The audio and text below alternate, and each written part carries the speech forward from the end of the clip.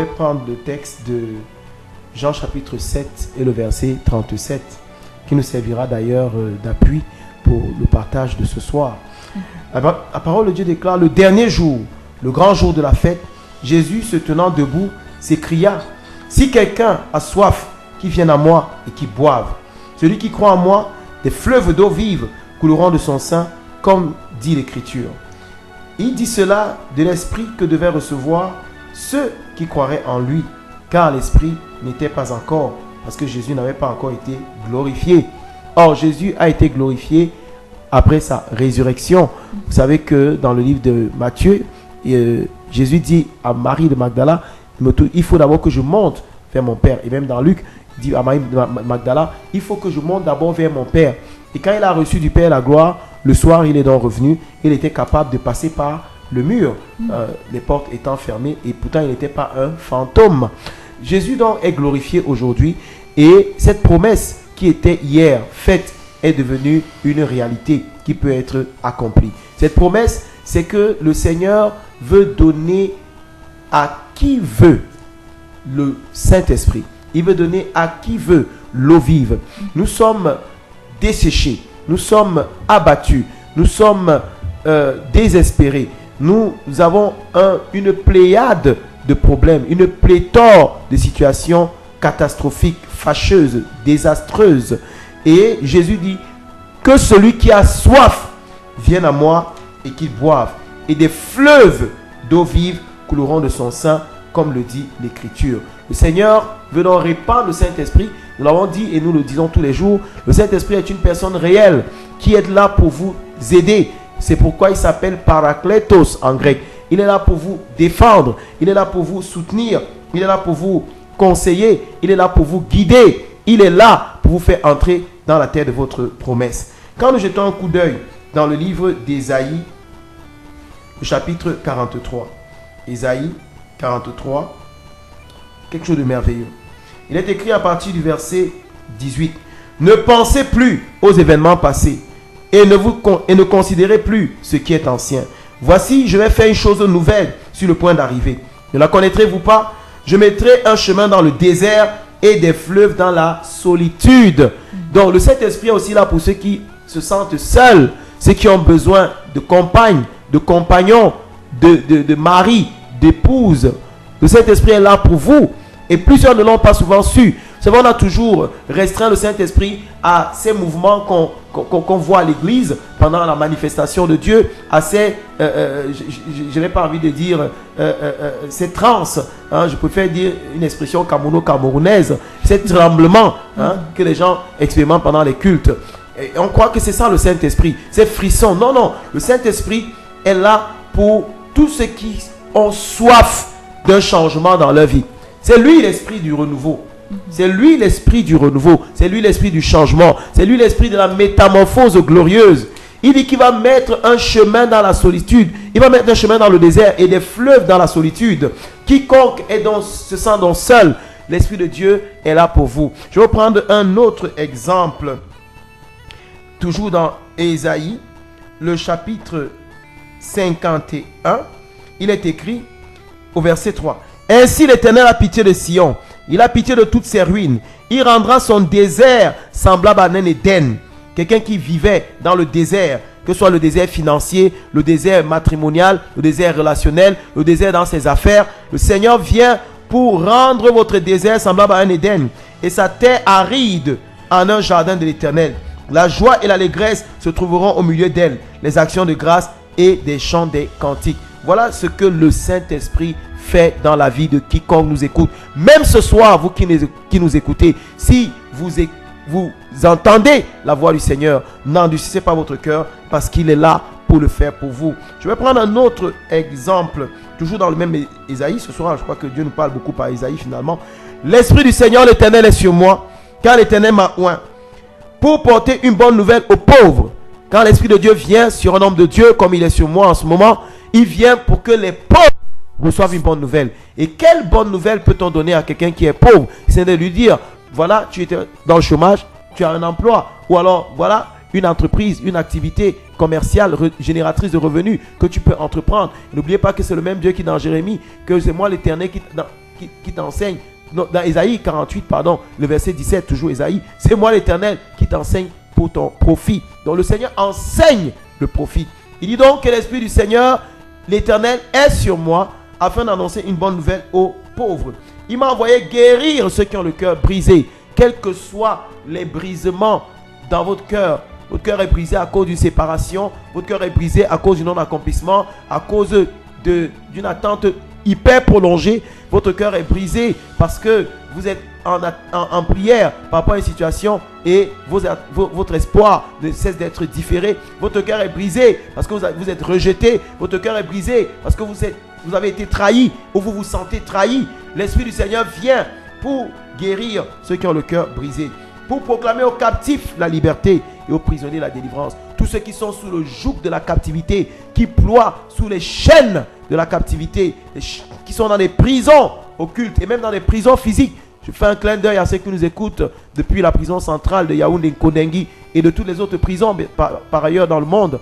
L'Esprit de Dieu est là pour libérer les captifs, pour délivrer les prisonniers, pour publier une année de grâce. En hébreu, c'est jubilé. Pour consoler tous les affligés.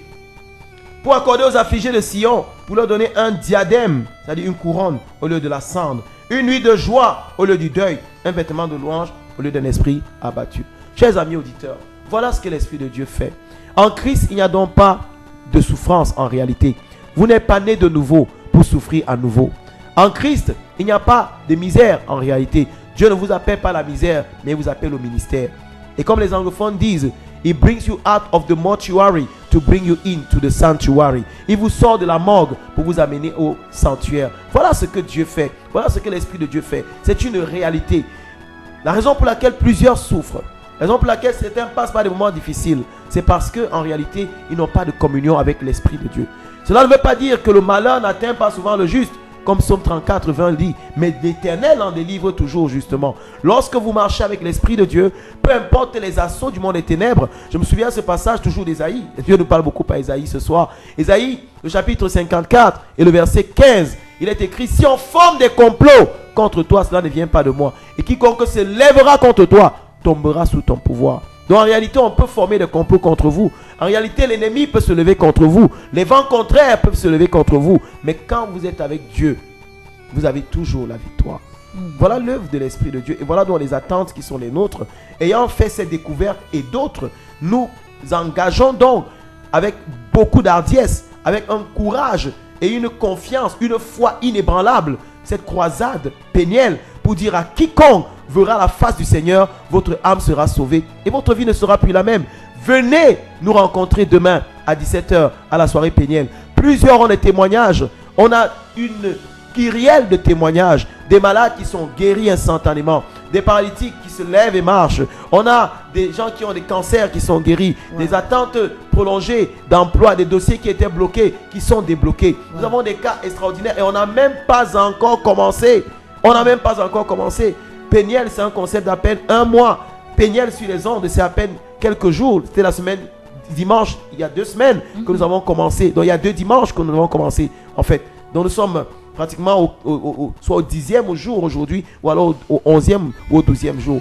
Voyez comment est-ce que le Seigneur a été bon jusqu'ici. Et imaginez ce qu'il fera encore. Parce que le jour de demain est meilleur que celui d'aujourd'hui. Et celui d'aujourd'hui est meilleur que celui d'hier et d'avant-hier. C'est comme ça que le Seigneur marche. C'est comme ça que son zèle nous pousse à aller de gloire en gloire. Dans 2 Corinthiens chapitre 3, le verset 18, l'apôtre Paul, parlant par le Saint-Esprit, dit, nous tous dont le visage découvert reflète la gloire du Seigneur, nous sommes transformés de gloire en gloire par les... Non, nous tous dont le visage découvert reflète la gloire du Seigneur, nous sommes transformés de gloire en gloire par l'Esprit du Seigneur. Donc en réalité, pendant que vous marchez avec le Saint-Esprit, vous êtes transformés de gloire en gloire, d'une image glorieuse à une image glorieuse. Vous devenez semblable à Dieu chaque jour et vous expérimentez Zoé, la vie de Dieu dans tous les domaines de votre vie. Voilà, Armel, je pourrais encore dire plus, mais je préfère m'arrêter là pour dire à nos auditeurs, pour dire à nos internautes que Péniel, c'est l'occasion rêvée pour une métamorphose glorieuse. Peut-être vous êtes allé dans les églises, vous êtes allé dans les programmes et vous en êtes sortis dessus.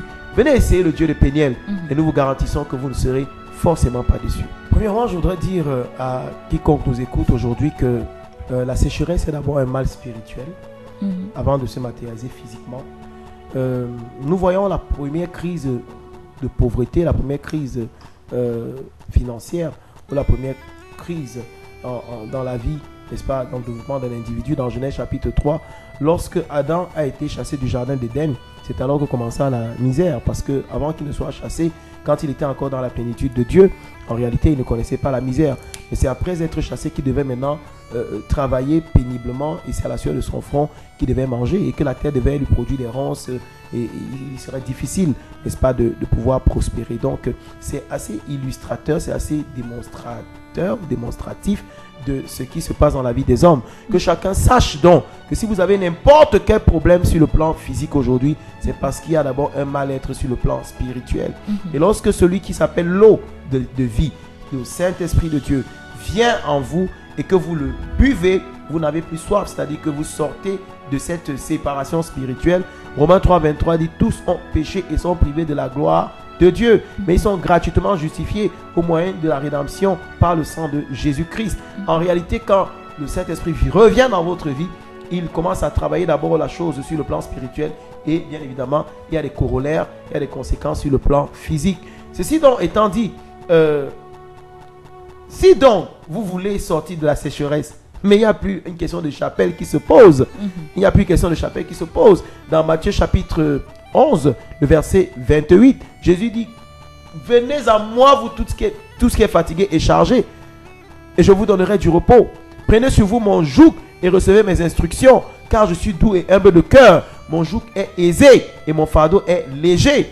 Si vous avez des charges sous lesquelles vous croupissez, vous n'allez pas réfléchir comme les pharisiens ou les sadducéens en disant: j'appartiens à telle ou telle chapelle. Vous courez à Jésus et vous courez pour votre salut. Péniel est une plateforme de salut.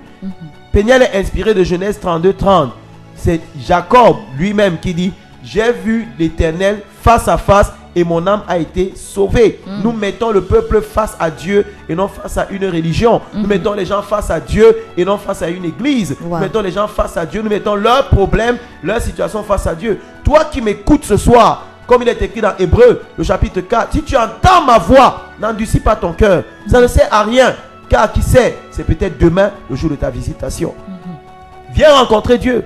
Viens rencontrer l'Esprit de Dieu. Viens sortir de la sécheresse. Viens sortir de la misère. Ton corps est en train de se dessécher devant toi tous les jours. Tu vois comment les os apparaissent. Tu maigris. Tu ne comprends pas pourquoi. Parce qu'on est en train de te sucer mystiquement. Quelqu'un est en train de boire ton sang. Mais Ésaïe 49, 26 dit: je ferai manger à tes oppresseurs leur propre chair. Ils s'enivreront de leur propre sang comme du vin nouveau. Et toute chair saura que je suis l'Éternel, ton Rédempteur. Le Saint d'Israël qui te sauve. Qui est l'Éternel? C'est l'Esprit de Dieu qui est ton sauveur. À travers lui, Jésus-Christ sauve. Donc ne reste pas là. Tu es en train de te mendiquer. C'est-à-dire en bon français, mendiquer veut dire, c'est comme nous on dit dans notre jargon chaumière, on est en train de te manger dans la sorcellerie. Et tu es là.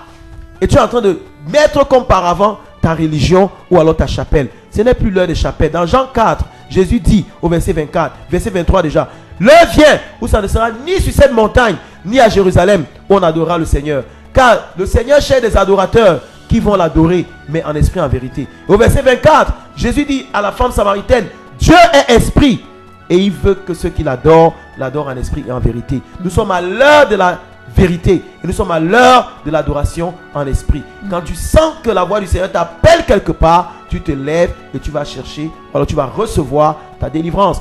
Il n'y a donc pas une contrainte de chapelle ou quoi que ce soit. De deux, dans Acte 2, 47, le Seigneur ajoutait à l'église chaque jour le nombre des sauvés. Nous organisons Péniel pour aider les humains, pour améliorer leurs conditions de vie sur terre, pour les délivrer des jougs, pour les sortir des prisons. Nous organisons Péniel pour rendre ministère aux gens et les guérir. Maintenant, ce que le Seigneur a décidé ou a destiné pour le temple baptiste de la cité des leaders, ceux-là identifieront cette église comme leur église locale. Et ceux-là qui viennent seulement pour recevoir, ils viennent se désaltérer et repartir. Il est écrit dans Ésaïe, le chapitre 55, venez aux eaux, venez boire sans argent, venez boire sans payer, venez acheter sans argent. C'est un programme gratuit. Et après, vous pourrez rentrer dans votre chapelle si le Seigneur ne vous a pas appelé. Mais toutefois, il faut le préciser, il y a des gens qui persévéraient dans le ministère de Jean-Baptiste, un peu comme Jean, André. Mais quand Jésus est apparu, André et Jean ont suivi Jésus. S'ils n'avaient pas suivi Jésus, leur nom ne serait pas dans le Nouveau Testament. D'ailleurs, Jean n'aurait pas écrit tout un évangile. Il y a plusieurs disciples de Jean-Baptiste, on ne sait même pas ce qu'ils sont devenus. Donc, quand la mouvance de l'esprit vous amène à vous relocaliser dans l'église qui est la vôtre, eh bien, vous faites comme Ruth l'a dit à Naomi. Elle était moabite de naissance, mais elle a dit à Naomi, après ce que j'ai vu, ton Dieu est mon Dieu, ton peuple est mon peuple, et là où tu seras enterré, ma tombe sera à côté. Donc nous ne sommes pas dans une guerre de chapelle, une guerre de religion. Ce que le Seigneur a destiné pour leur délivrance, pour leur salut, venez à Péniel. Et ce que le Seigneur a destiné pour la cité des leaders, resterons à la cité des leaders. C'est ça qui est le plus important. Nous ne sommes pas là pour une guerre de chapelle. Venez peut-être par curiosité, nous vous promettons que vous reviendrez par conviction.